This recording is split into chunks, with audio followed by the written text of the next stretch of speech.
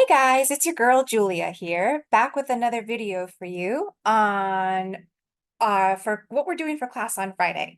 So I got a chance to look at the PowerPoint slides, and I also got a chance to check in with Retley. Thank you, Retley, after you did a little bit of work with Gabe and Rose during study hall. And I think I have a pretty good idea as to what's going well and maybe where folks are getting stuck. So let's take a look at some examples, and then I'm going to give you some tips and just some suggestions if you're still feeling stuck. Okay, so let me share my screen. Do, do, do. Okay, so last time you all were to have worked your way through the thesis statement and the description in your thesis statement. So Hung, I hope it's all right. We're gonna look at yours just for a sec. So you have your description, your thesis statement, and then sorry, that was on Monday. Last time you all should have been working on the analysis piece. And so that was connecting the main ideas and concepts from the theory that you're looking at. Remember, there's four that we looked at, and then connecting those to specific examples from the text you're analyzing. And then you were to move on to literary elements. And here's where I can see some folks getting stuck. So we're going to take a look at Hung's example, and then we're going to take a look at Ethan's. So literary element, the one I gave an example of was simile. On Moodle, you should take a look at the lists of literary elements. Choose one that you feel like you see happening in the text you're analyzing. For those of you who are watching a video or listening to a story, I have suggested, and I think that going forward, you should probably go ahead and work with oral storytelling as the story technique. And then you'd be providing examples of or oral storytelling and how that builds the story in your slide. So Hung is working with the literary element of personification, and that's giving human attributes or human-like qualities to non-human entities or things. So for example, here, this is a great example. Lichens grew on the rocks as they do today. Lichens are a group of individuals living together. Well, we don't usually think of things other than humans, maybe some animals, as individuals living together. And we certainly maybe don't think of plants or lichen as individuals living together. So that would be an example of personification. Okay, so Ethan, I'm going to scroll right up. Yours is right above.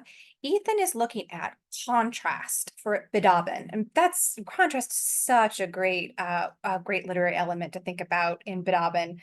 Not only with the contrast of traditional practices of harvesting the syrup versus the urban environment they're in. We talked about that when we watched the film, but also just the contrast in terms of what's light and what's dark, right? So I don't know, Ethan, maybe I just got you going on your last example there. But that's a really good one.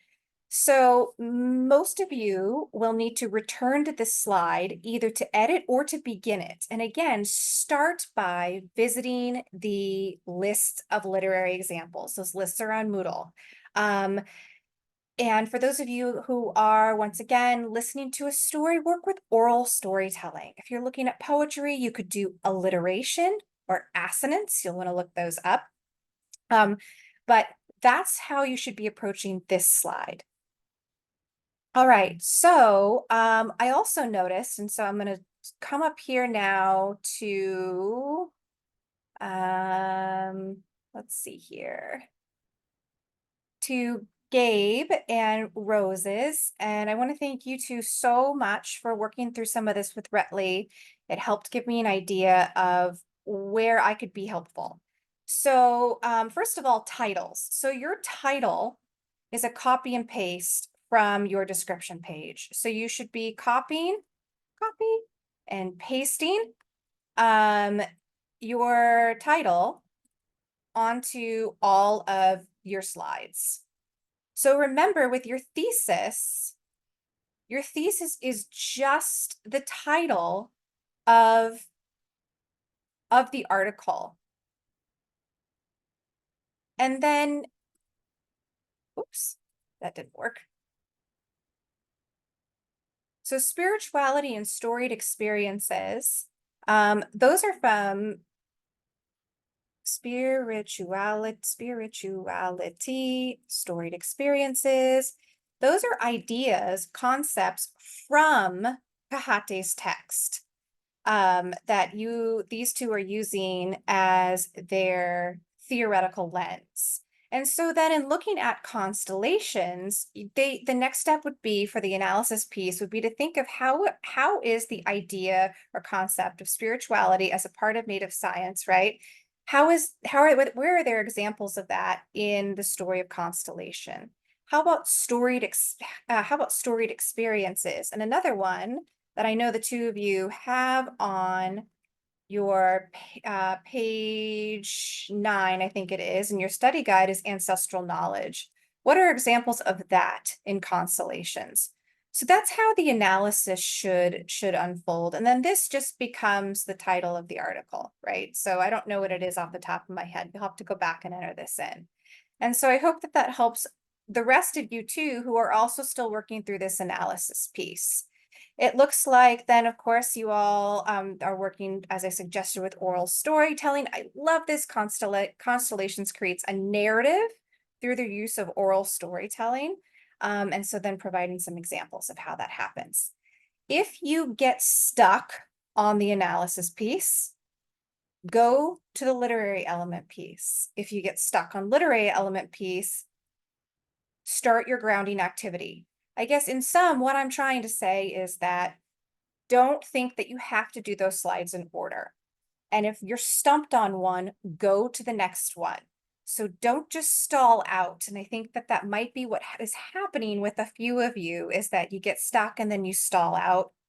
Please, please, please know that you can move on. So if you're feeling super stuck, try to work on those other slides, but then definitely just move on to the grounding activity and have fun. In that grounding activity, I really want to see you connecting what the text you've been studying. So if it's constellations or Bidabin or the sixth world and the theory that you've been reading. So if it's the Turtle Island story or concentric ecologies. I want to see you connecting those to your own life, your space, and your place. So remember, I took a walk, I took lines from the Cuyamaca poem, and I took pictures and thought about what those lines might look like in in our neighborhood there by the school. You could certainly, I know Rose is thinking about star maps in relation to the constellation story. Maybe what you're reading reminds you of a camping trip or a hiking trip you took, years ago, or something you did as a kid or have done with family. That's totally fine. I still want you to go outside, do some reflecting, come back and create that slide that really grounds the work you've been doing in your personal and lived experiences. Okay. Those are the slides that when we come back on Monday, that I want us all to share.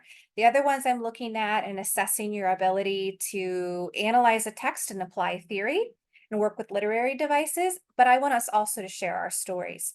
Speaking of sharing stories, on Monday, we are welcoming Noe Alvarez into the classroom via Zoom. We are going to be reading Noe's memoir again about his 6,000 some odd mile run from all the way from Alaska to the Panama Canal. So it's super amazing. And we'll be hearing about his experiences with space and place. And of course, always wrapping in some of the indigenous knowledge and traditional knowledge that we've been talking about in class. All right, I miss you all and I will see you soon. And I'm so proud of all of your hard work and sticking with it. Talk to you later. Don't forget, oh, I have to do this. Don't forget, like, subscribe, and share.